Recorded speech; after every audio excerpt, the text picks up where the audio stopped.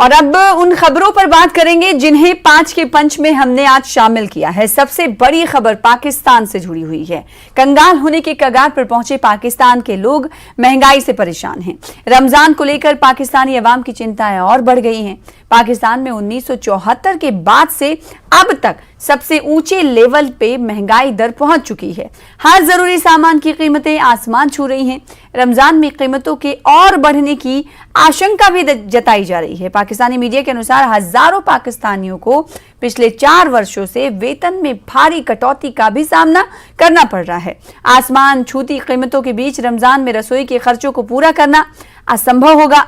बड़ी संख्या में ऐसे परिवार हैं जिनके रोजी रोटी कमाने वाले आर्थिक मंदी के कारण बेरोजगार हो गए हैं।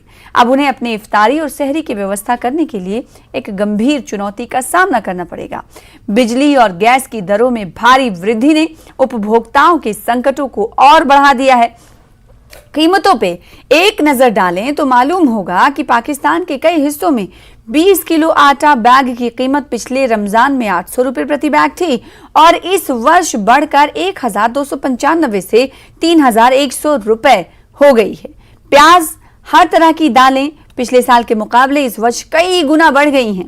ताजा दूध की कीमत एक साल पहले 90 से 150 रुपए की तुलना में अब 120 से 210 रुपए प्रति लीटर के बीच है।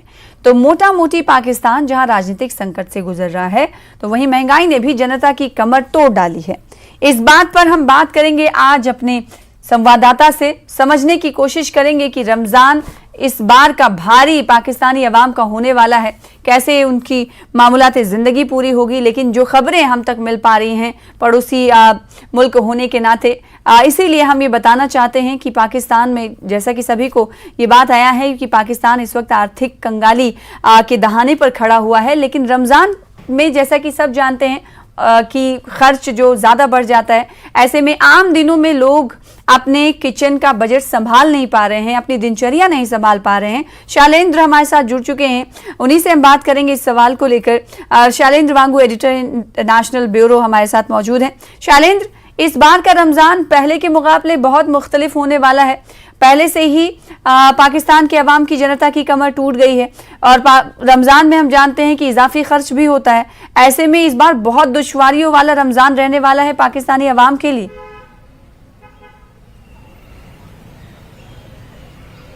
बिल्कुल सना, इस बार जो रमजान शुरू हो चुका है पाकिस्तान में, वो पिछले साल के मुकाबले बहुत मुश्किल होने वाला है। पहले ही वहां पे हम देख रहे हैं कि इकोनॉमिक क्राइसिस है, नौकरियों में कमी हो रही है, इनकम में गिरावट आई है। तो ऐसे में रमजान के दौरान जो खर्च होता है, खासतौर से जो खाने पीने की चीजों को लेकर, उसमें बहुत मुश्किल हो सकती है आम लोगों को, क्योंकि जिस तरह की खबरें फिलहाल पाकिस्तान के मीडिया के हवाले से आ रही हैं कि पिछले रमजान के मुकाबले इस बार के रमजान में जो कीमतें हैं वो लगभग दोगुनी हो चुकी है। जैसे कि आपने बताया कि आलू, प्याज, टमाटर, दालें, दूध, घी, इन तमाम चीजों की जो कीमतें हैं वो पिछले रमजान के मुकाबले लगभग दोगुनी हो चुकी है। तो एक आम आदमी के लिए इफ्तार और सहरी के लिए इंतजाम करना और किचन में जो पकवान होते हैं उस पर खर्च कर पाना बहुत मुश्किल होगा, क्योंकि हमने देखा है कि जो रिपोर्ट्स वहां से आ रही है उसके मुताबिक ऐसे परिवार जिनके घर में 6 मेंबर्स हैं, 5 मेंबर्स हैं, 4 मेंबर्स हैं, उनके लिए भी बड़ा मुश्किल हो जाएगा, क्योंकि ये ऐसा मौका है, ऐसा ये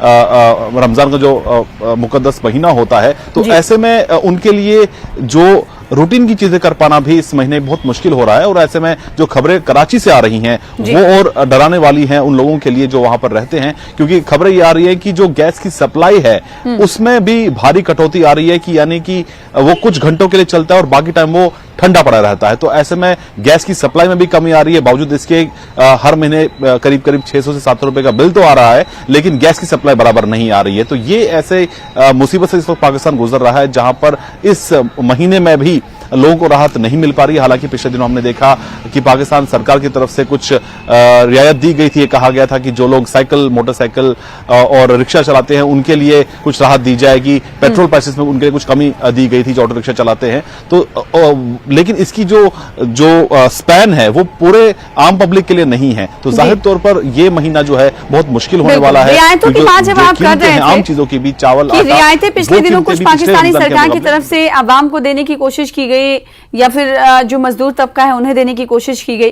तो क्या ये माने इस मुकद्दस महीने में क्या पाकिस्तानी आवाम कुछ ऐसा कदम उठाती है? क्या ऐसा लग रहा है या फिर वो इस पोजीशन में है? क्योंकि हमें पता है कि वो IMF से लोन लेना चाहते हैं, उसकी राह भी हमवार नहीं हो पाई है। लेकिन रमजान में अगर लोगों को थोड़ी राहत देनी है तो क्या लगता है कि उनके लिए या पाकिस्तानी सरकार के लिए मुमकिन हो पाएगा, या फिर कुछ ऐसा इकदाम वो कर सकते हैं, कदम उठा सकते हैं? ये बिल्कुल मुमकिन नहीं हो पाएगा, क्योंकि देखिए जो रोजमर्रा की चीजें हैं उनकी कीमतें, या यूं कहें कि जो उनका इंपोर्ट जो कुछ चीजों का होता है, जो रिजर्व्स है पाकिस्तान के वो बहुत लिमिटेड हैं, 4 बिलियन के आसपास में है। और वहीं बात की जाए जो प्रोडक्शन है उसमें भी कटौती हुई है पिछले दिनों में, और वहीं साथ ही साथ जो डिपेंडेंसी है उनकी दूसरी कंट्रियों को लेकर उसमें पाकिस्तानी सरकार नाकाम हो रही है। वहीं जो IMF का बेल आउट पैकेज है जिसके लिए उनको कुछ सख्त कदम उठाने पड़े, ऐसे में अगर वो रियायत देते हैं, लोगों तक थोड़ी राहत पहुंचाते हैं, तो IMF के लोन के लिए परेशानी हो सकती है, क्योंकि IMF ने साफ कहा है कि आपको ठोस कदम उठाने होंगे ताकि जो IMF की जो कंडीशंस होती है उनको पूरा करने के लिए आपको टैक्स लगाना पड़ेगा। तो टैक्स अगर नहीं लगाते हैं तो IMF के लोन के लिए परेशानी हो सकती है। तो ऐसे में पाकिस्तान सरकार भी इस वक्त मजबूर है। पिछले दिनों हमने ये भी देखा कि पाकिस्तान सरकार ने ऑस्टेरिटी मेजर्स की घोषणा की थी कि वो सरकारी खर्च में कटौती करेंगे, चाय और बिस्किट पर वो मीटिंग्स किया करेंगे, जो पहले वहां पे पकवान होते थे उसे घट करो, वो चाय और बिस्किट पे अब मीटिंग्स किया करेंगे। तो जाहिर तौर पर सरकार भी ये मैसेज देना चाहती है कि उनके हाथ में बहुत सी चीजें नहीं है। तो ऐसे में आम लोगों के लिए, जो आम पाकिस्तानी है, चाहे वो लाहौर में रहता हो, कराची में रहता हो, इस्लामाबाद में रहता हो, उसके लिए बहुत मुश्किल है। हालांकि कुछ ऐसे भी लोग हैं जो वहां पर वेल सेटल्ड है, जिनके पास पैसों की भरमार है, जिसमें पाकिस्तानी आर्मी भी शामिल है, उनके लिए शायद मुश्किल ना हो। लेकिन एक आम पाकिस्तानी के लिए, एक आम लाहौर में रहने वाले इंसान के लिए जो रोजमर्रा की चीजें होती हैं, खासतौर से जो सहरी और इफ्तार का टाइम होता है, और हम ये जानते हैं शालेंद्र कि महंगाई किसी भी मुल्क में अगर बढ़ती है तो जाहिर सी बात है उसका सीधा असर आवाम पर पड़ता है। और महंगाई ये बियॉन्ड लेवल जा रही है, ये कहें तो गलत नहीं होगा। अब जब सवाल ये उठ रहा है कि महंगाई इतनी बढ़ रही है, पहले की तरह रमजान इस बार रहने वाला नहीं है, अगर बाजारों की रौनकों की अगर हम बात करें, शैलेंद्र क्या रिपोर्ट्स आपको मिल पा रही हैं? क्योंकि जब खरीदार ही नहीं रहेंगे तो बाजार कैसे सजेंगे, और बाजार में जब इतनी ज्यादा महंगी चीजें मिलेंगी तो जो व्यापारी हैं वो कैसे सामानों को रख सकते हैं दुकानों पर? तो क्या पहले के मुकाबले अब ये बाजार सजे धजे कम दिखाई दे रहे हैं क्या पाकिस्तान में? क्या रिपोर्ट्स हैं?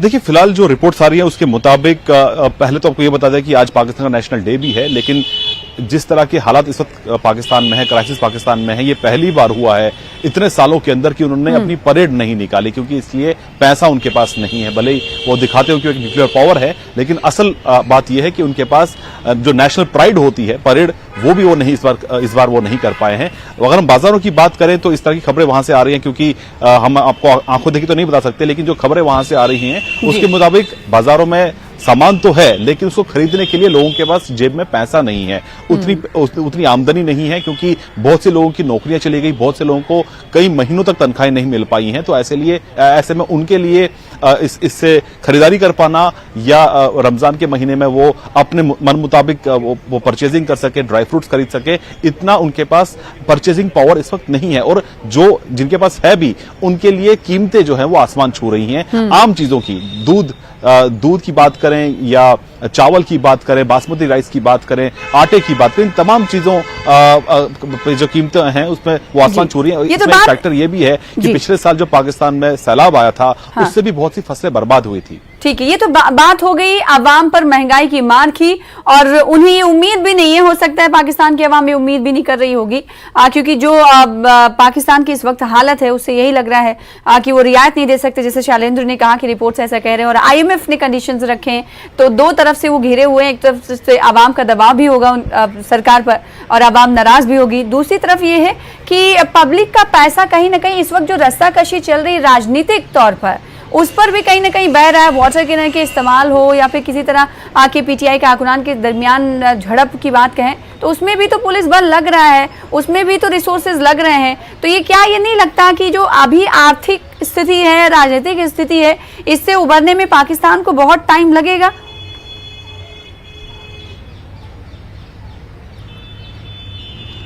अब बिल्कुल जाहिर तौर पर पाकिस्तान को माना जाता है कि पाकिस्तान की जो आवाम है वो ये समझ रही थी कि जो नई सरकार आएगी वो महंगाई से राहत दिला पाएगी, लेकिन जब नई सरकार आई इस साल की शुरुआत, पिछले साल की शुरुआत में, उसके बाद महंगाई लगातार बढ़ती चलेगी, क्योंकि जो शहबाज शरीफ सरकार है उन्होंने खूब खर्च किया। यह वहां की आवाम कहती है कि जब ये विदेश दौरे पर जाते थे तो वहां पर सबसे बड़े 5 सितारा 7 सितारा होटल में उनका ठहरना होता था, बिजनेस क्लासेस में वो ट्रैवल करते थे। तो जो आवाम का पैसा है वो उन्होंने लेविशली स्पेंड किया। मर्सिडीज, BMW जैसी गाड़ियों को इंपोर्ट कराया गया, और पिछले दिनों भी हमने देखा, 1-2 महीना पहले भी ऐसी खबर आई थी कि ऐसी गाड़ियों के इंपोर्ट की भी मंजूरी दी गई है। तो जाहिर तौर पर ये इस तरह का जो खर्चा किया गया जिसकी अब सीधी मार वहां के आम आवाम पर हो रही है। और वहीं साथ ही साथ अगर हम बात करें बेल आउट पैकेज की भी, तो बेल आउट पैकेज से भी इमीडिएटली राहत नहीं मिलेगी पाकिस्तान को। एक फौरी तौर पर राहत मिल सकती है कि बेल आउट पैकेज करीब $7 बिलियन से $8 बिलियन का बताया जा रहा है, उससे मिलेगी राहत जरूर, लेकिन यह है कि उसके लिए अभी तक कंडीशंस पूरी नहीं हो पाई हैं। अभी तक भी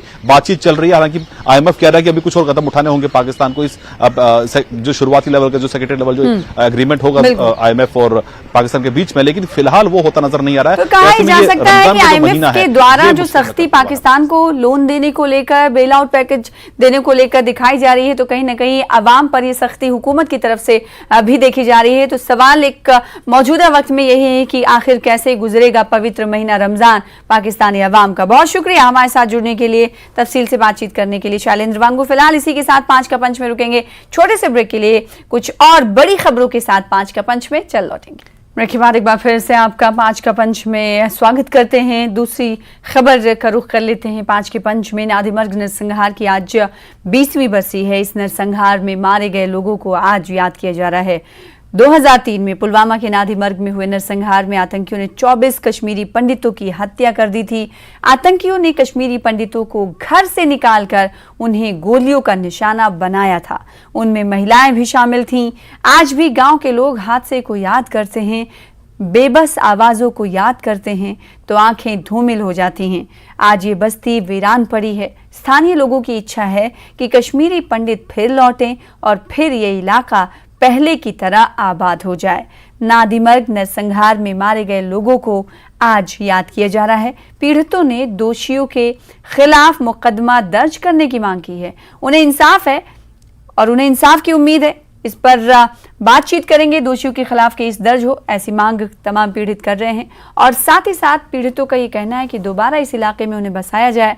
ये तस्वीरें जो आप टीवी स्क्रीन पर देख रहे हैं, एक तस्वीर तो ये कि पुष्पांजलि अर्पित की जा रही है जो शहीद थे 24 कश्मीरी पंडितों की, जब 2003 में हत्या की गई थी। और दूसरी तस्वीर में आप घरों को देख सकते हैं, खाली पड़े, वीरान, अपनी दर्द और जख्म को खुद बयान कर रही ये दीवारें। आपको देखकर अंदाजा हो रहा होगा कि ये इस वक्त मौजूदा हाल उनका क्या कुछ है। हमारे साथ हमारे साथी इस खबर पर जुड़ रहे हैं। मनोज कौल का रुख कर लेते हैं, इस पर बातचीत करेंगे कि 2003 से लेकर 2023 तक का ये सफर 20 साल गुजर चुके हैं, लेकिन अभी तक इन नादिमर्ग नरसंहार के पीड़ितों को अभी तक इंसाफ नहीं मिल पाया है। आज जब इन्होंने फिर से उस दिन को याद किया तो क्या इनके दर्द रहे, क्या इन्होंने बयान किया? मनोज कौल।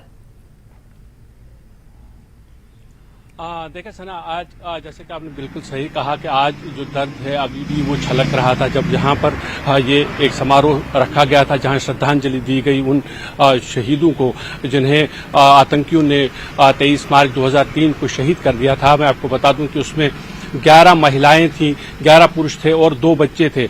और उसमें ये भी आपको बताऊं कि 2 साल के बच्चे से लेकर 70 साल के बुजुर्ग तक को नहीं बख्शा गया। जैसा कि ये बताया गया है, आपने भी बताया कि ये जो लोग वहां रह रहे थे ये वो लोग थे जिन्होंने 1990 में 89 और 90 में वहां से हिजरत नहीं की। उनका ये कहना था कि वो अपने घरों में रहेंगे और अपनी वहां जो बरादरी है उनके साथ ही कश्मीर में ही रहेंगे। लेकिन 2003 में रात के लगभग 11 बजे जो 23 तारीख थी, 23 मार्च की, तो उस वक्त आतंकी आए और उनको घरों से निकाल दिया। एक जगह पर जमा करके उन पर गोलियां बरसाई गई जिसमें 24 लोग जो हैं उनकी जान चली गई। आज भी हालांकि 20 साल बीत चुके हैं, आज जब हम वहां गए, वहां जो लोग थे, जो उनके रिश्तेदार थे, उनसे जब बात हुई तो उनका ये कहना था कि उन्हें वो जख्म जो उनके हैं वो अब भी भरे नहीं हैं, वो अब भी याद कर रहे हैं उन लोगों को। वो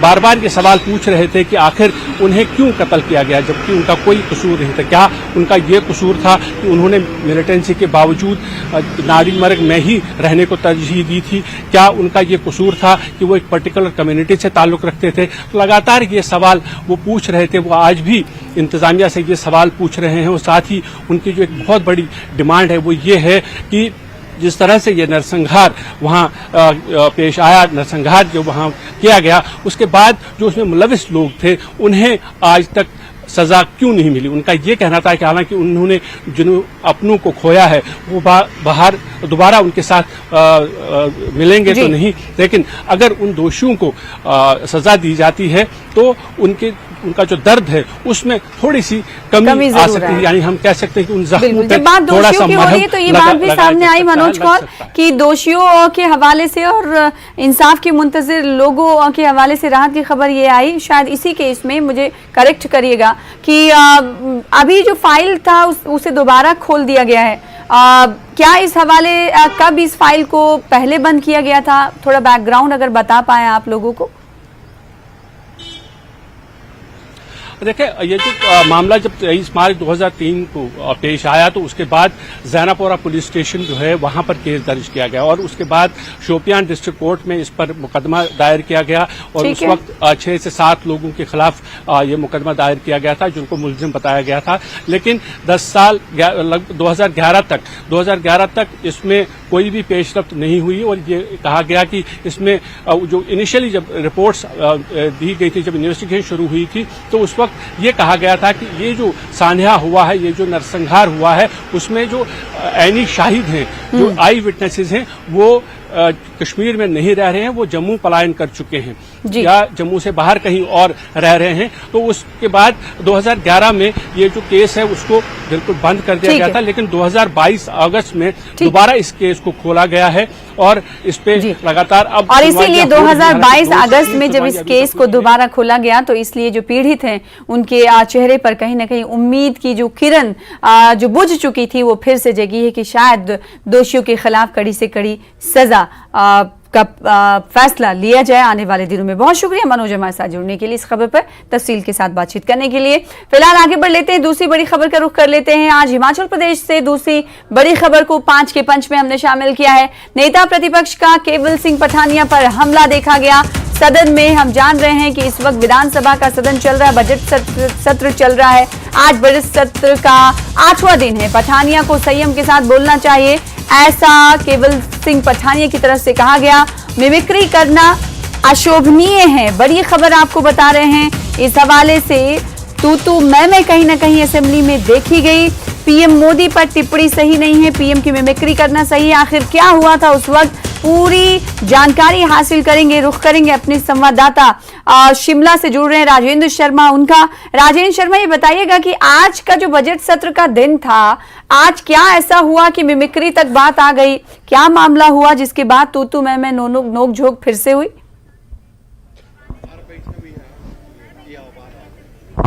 सना, कांग्रेस के विधायक जो शाहपुर से विधायक हैं, पहली बार विधानसभा में पहुंचे हैं, केवल सिंह पठानिया, वो बजट के ऊपर चर्चा के लिए खड़े हुए थे और वक्तव्य अपना दे रहे थे। इसी बीच बात 15 लाख रुपए की आई और उन्होंने प्रधानमंत्री बनने से पहले 2014 में जो हिमाचल प्रदेश में जब चुनाव प्रचार के लिए प्रधानमंत्री नरेंद्र मोदी आए थे, उस वक्त के भाषण की कॉपी करना शुरू कर दिया और कहा कि उस वक्त प्रधानमंत्री बनने से पहले नरेंद्र मोदी ने कहा था कि 15-15 लाख रुपए हर एक के अकाउंट में आएंगे और मिमिक्री करना सदन में शुरू कर दिया, जिसके बाद भाजपा विधायक भड़क गए और अपनी सीट्स पर खड़े हो गए और विरोध उन्होंने जताया।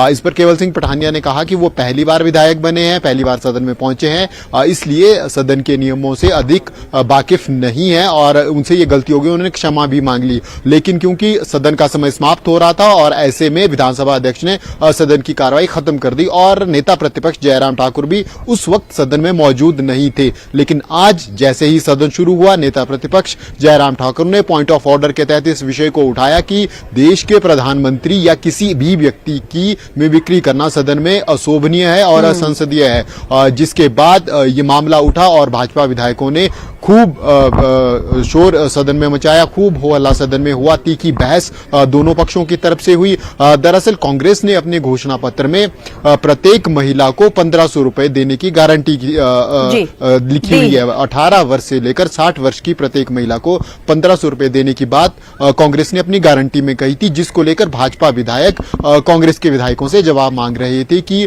जो बजट कांग्रेस ने पेश किया है उसमें महिलाओं को 1500 रुपए की गारंटी का जिक्र नहीं है। जो 2.5 लाख महिलाओं को 1500 रुपए देने की बात कही है उसमें अधिकांश क्या अधिकतम वही महिलाएं हैं जिनको पहले से सामाजिक सुरक्षा पेंशन 1000 या 1300 रुपए मिल रही थी। इसके बाद ये पूरा विषय शुरू हुआ और नेता प्रतिपक्ष ने अपना कड़ा ऐतराज, कड़ा विरोध सदन में दर्ज किया, जिसके बाद जो केवल सिंह पठानिया के शब्द थे उनको सदन की कार्रवाई से हटा दिया गया।